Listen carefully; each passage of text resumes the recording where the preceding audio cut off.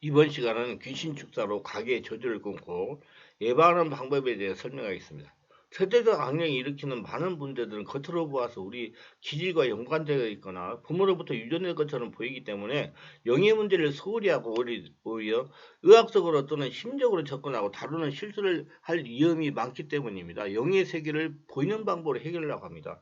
실제로 영의 일에 관심이나 지식이 전혀 없는 세상 사람들은 물론이고 대부분의 그리스도인들조차도 세대적인 악령에 대해서 이름조차 들어보지 못하고 신앙생활하는 것이 일반입니다. 그러나 어려움을 겪으면서 절대로 대응을 못할 뿐만 아니라 예방하기 위해서 악령을 추방하는 일을 더욱 하지 않습니다. 우리가 이미 잘 알려진 무병에 대해서는 이해하고 있지만 그 밖의 현상들에 대해서는 별로 아는 바가 없을 것입니다. 질환은 크게 육체적인 것과 심리적인 것이 있으며 이 두 가지가 복합적으로 나타나는 것이 있습니다. 병의 증상이 어떠하든지 그 근원이 악령이 개입이 있다면 악령의 문제를 다루어야 할 겁니다. 우리가 흔히 말하는 난치병이나 유전병은 의학적으로 유전자 이상에서 발생하는 것으로 알려져 있습니다. 특성한 유전자가 이상을 보이는데 그 원인을 알 수 없는 것입니다. 다만 혈통적으로 그 부분이 취약하거나 부모로부터 유전되어 온 것으로만 알고 있을 정도입니다. 유전 누광이 최근에야 각광을 받으면서 연구가 활발해져서 난치병을 치유하기 위한 연구가 많이 이루어지고 있고 줄기세포 또한 배아세포를 이용하여 난치병을 치유하려고 시도하고 있으며 손상된 유전인자를 송두리째 제거하고 새로운 유전인자를 대체하는 연구도 활발합니다. 악령이 병을 일으키는 능력은 우리 신체 구조뿐만 아니라 유전인자에도 영향을 줄 수 있다고 보아야 할 것입니다.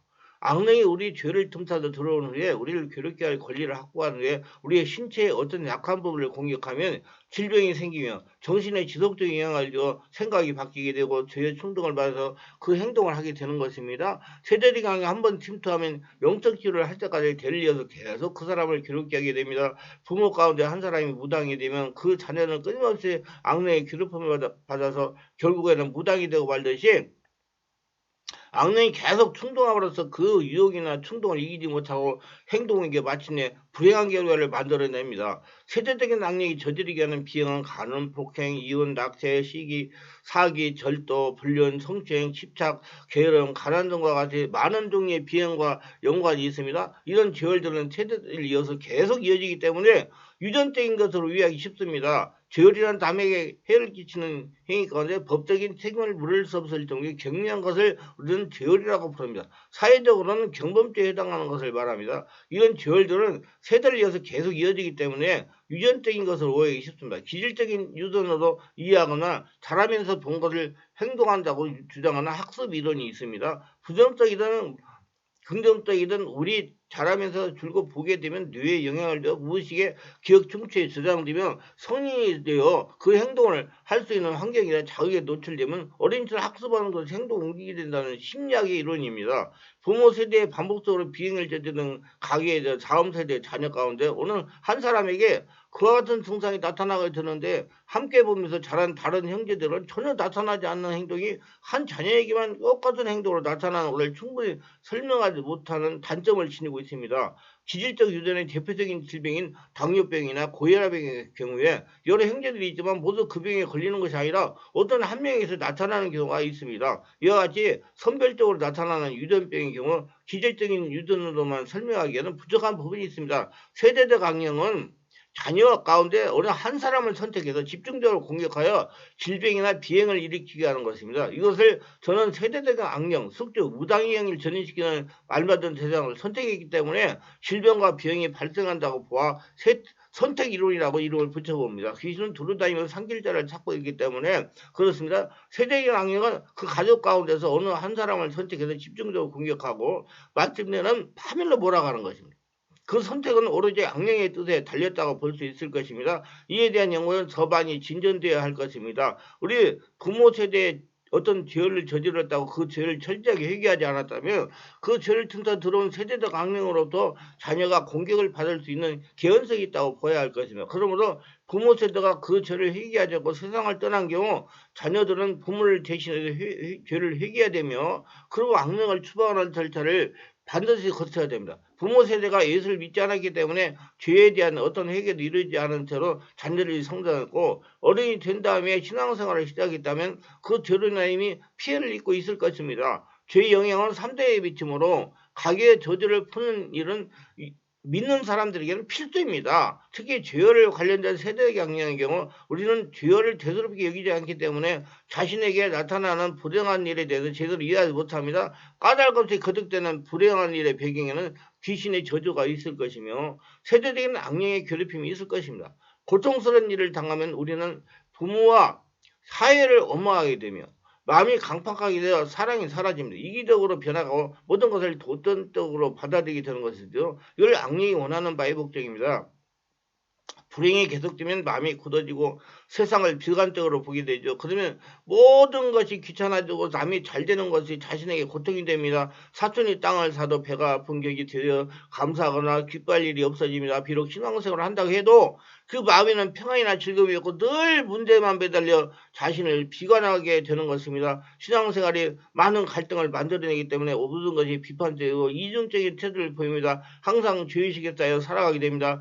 물리칠 수 없는 죄의 유혹에 시달리며 살다 보면 죄에 대해 무감각해지게 됩니다. 예를 들어 바람을 피우는 사람에게 처음에는 자신도 모르게 유혹에 휘말려 죄를 지고 말았습니다. 그 죄로 갈등을 하게 되고 자책하기도 합니다. 그러나 계속 이어지는 죄 유혹에서 벗어나지 못하고 무력하게 죄를 범하게 되면서 양심이 무뎌지고 더욱 교활하게 이장을 하게 됩니다. 그래서 위선적인 사람이 되는 것입니다.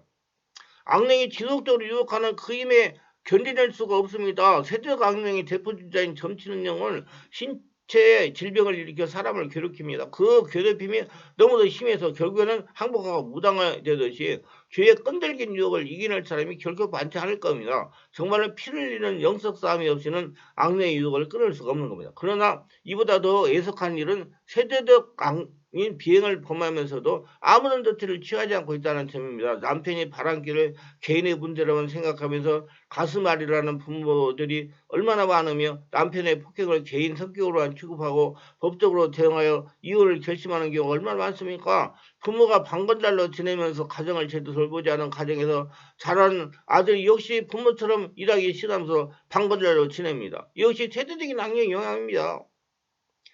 세상의 모든 질병을 치유시게 있듯이 세대적인 악령으로부터 영향을 받아 비행에 빠진 사람의 경우에도 그 죄로부터 회복되기 위해서는 적절한 치료 시기를 놓쳐서는 안 됩니다. 적어도 그런 증상이 나타나기 전에 가족 내 병력이나 비행력을 살펴보고 부모 세대에서 그 비행이 있었다면 자녀에게 유전되지 않도록 철저하게 차단하는 조치를 취해야 됩니다. 어려서 초등학교 시절에 해결해야 됩니다. 이미 자녀에게 그와 같은 증상이 나타났다면 2, 3회 반복해서 습관이 되기 전에 치유를 받아야 됩니다. 반복적으로 비행을 저지르면 양심이 무뎌지고 몸에 배어서 악습을 떨쳐내기 쉽지 않습니다. 마약 상습범들이 제보하는 이유는 의지가 약하고 몸에 깊이 습관이 젖어있기 때문입니다. 우리 보면 같은 행위를 반복하면 뇌에 지시가 없어도 그 일을 스스로 행하는 구조를 지니고 있습니다. 이에 대한 유명한 일화가 김유신 장군의 말이야기가 있지 않습니까? 딸마다 저녁이면 의뢰 술집으로 갔던 버릇이 있어서 말에게 지시하지도 않아도 말이 스스로라서 술집으로 그를 데리고 갔습니다. 이 이야기처럼 우리의 몸은 길들여진 상태로 행동하게 되어 있고 이를 고치려면 많은 세월이 필요합니다.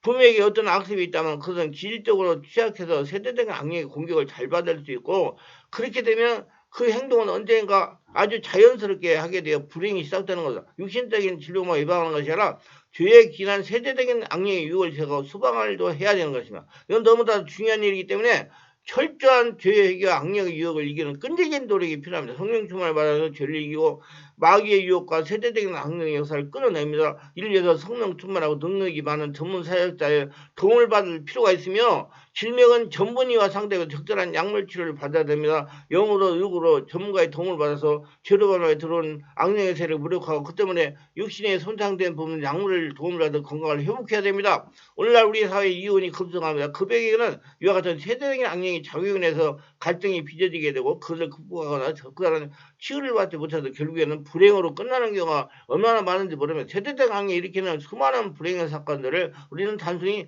육신적 또는 전신적 결함 정도로 알고 당사자를 탓해온 것이 지금까지 대응이었습니다. 비행을 저지른 당사자도 엄격히 말하면 피해자지요.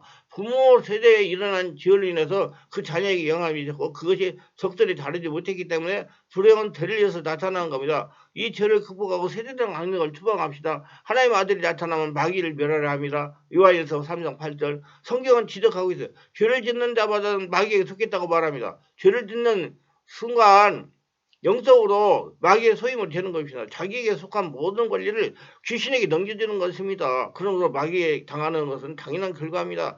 예수 그리스도는 이 일을 회복시키러 오신 분입니다. 우리 예수 이름을 죄를 회개하고 악령과 단절해야 됩니다. 그렇지 않고는 대리에서 오는 불행을 막을 길이 없어요. 목회자나 성전할 것 없이 특별하게 살아있는 영의 세계에 바르게 알아야 됩니다. 대한민국 교회가 말씀을 해석하 전하는 것은 발전이 잘 되어 있습니다. 반면에 보이지 않는 영의 세계에 대해서는 뒤떨어져 있습니다. 영의 세는 보이지 않기 때문입니다. 누가 앞서서 발전식으로 하지 않기 때문입니다. 잘못하면 시비가 걸리고 난처해질 수가 있기 때문입니다. 영적인 세계는 본인이 체험하고 성경으로 해석하여 설명할 수가 있어야 됩니다.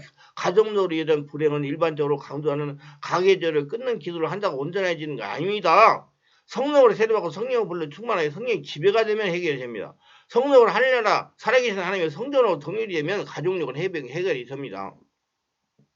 성령은 말이 아니고 살아서 역사하는 추자인생 5차원의 하나님이기 때문에 자신을 점령하고 지배하고 충만하게 채워야 그때 귀신들이 떠나가는 거예요. 성령으로 충만하다는 걸 바르게 정확하게 깨닫고 행해야 됩니다. 성령으로 충만하다는 것은 살아계신 하나님께서 자신을 차고 넘치게 채우시고 장악하시고 지배하시고 인도하시는 것을 말하는 겁니다. 더 쉽게 설명한다면 자신이 성령 안에서 주가 없어지고 성령이 주인 되시 한다는 말입니다. 우리 충만한 교회도 코로나19에 예배당에서 예배를 제대로 드리지 못하고 기도를 제대로 하지 못하니 성도님들 안에 숨어있던 존재들이 고개를 들고 일어나가지고 어떤 분은 영적인 문제, 정신적인 문제, 어떤 분은 심장병, 어떤 분은 고혈압, 어떤 분은 당뇨병, 어떤 분은 심장불정맥, 공황장애로, 어떤 분은 뼈 안 될 질병으로, 어떤 분은 불면증으로, 어떤 분은 가정의 문제로 고통을 당하면서 지냈습니다. 제가 고민이 하나님께 오래 기도를 하니까 온몸 집중 치유들을 많이 하라는 감동을 주셔가지고 순종하고 올라 금 토요일에 진행했더니 응급실에 갈 정도로 심했던 질병들이 서서히 치유가 돼가지고